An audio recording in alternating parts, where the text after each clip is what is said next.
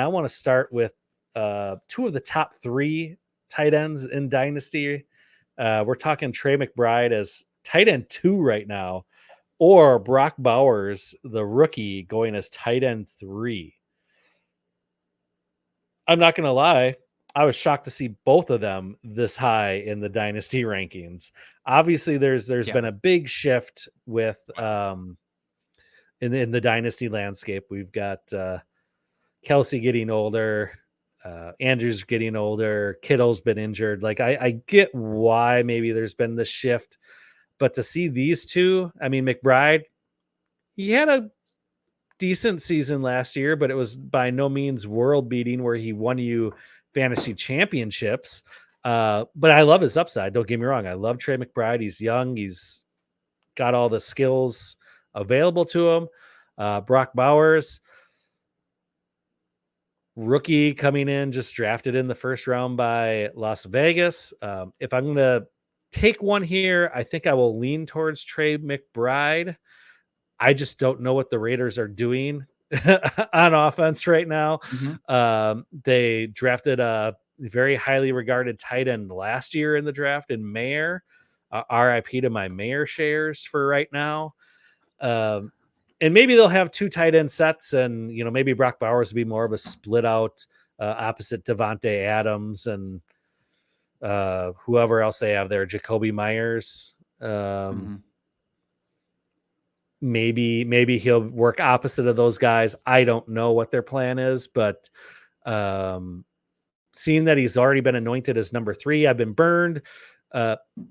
Coming in on the rookies so hot. See later in our show, Kyle Pitts. So give me Trey McBride, but I don't know that I'm super confident for Dynasty for either of these long-term, having them so high.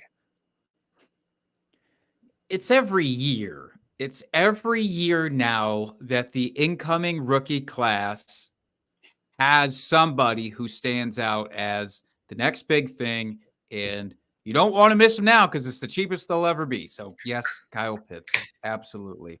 Dalton Kincaid, I think you could throw into the same bucket. Maybe not. He wasn't quite as hyped as Brock Bowers. I understand the appeal of Brock Bowers. I really do. Well, and I've heard of, very hard. Yeah. He's been in my, universe of my sphere of influence, for a couple years now. I've been hearing about Brock Bowers coming. Basically, as soon as Kyle Pitts was drafted, like, oh, this guy Brock Bowers, he's going to be even better, or at least as good as Kyle Pitts, and it's like high praise. So, but I've been burned. Yeah, this is hard for me because I love Trey McBride. I feel like I was somewhat early on the Trey McBride hype train, and I will give you that with Trey McBride being ranked above Travis Kelce in Dynasty. I can actually get myself there. Like, yeah, totally fine. For Dynasty, same with absolutely. Brock Bowers. I think both of those two should be ranked above Travis Kelce in Dynasty, who is probably going to retire, after 2025. And who knows what we see in between then and now. Brock Bowers, the Raiders do not instill confidence. The Raiders themselves do not instill confidence to say, we have another generational tight end in Brock Bowers, who's not just a tight end. He's actually secretly all these other things. Great. Will the Raiders unlock that?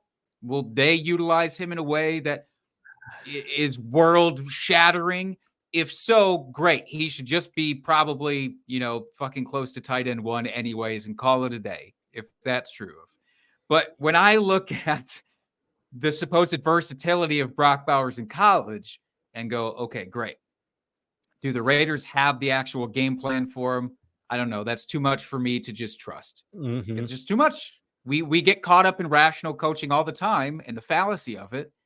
I don't think I'm ready to do that with Brock Bowers. You mentioned, like, getting hurt in the past. I don't want to get hurt again. I feel like I know what we have in Trey McBride, who may not be a generational tight end. He may not be the most versatile dude.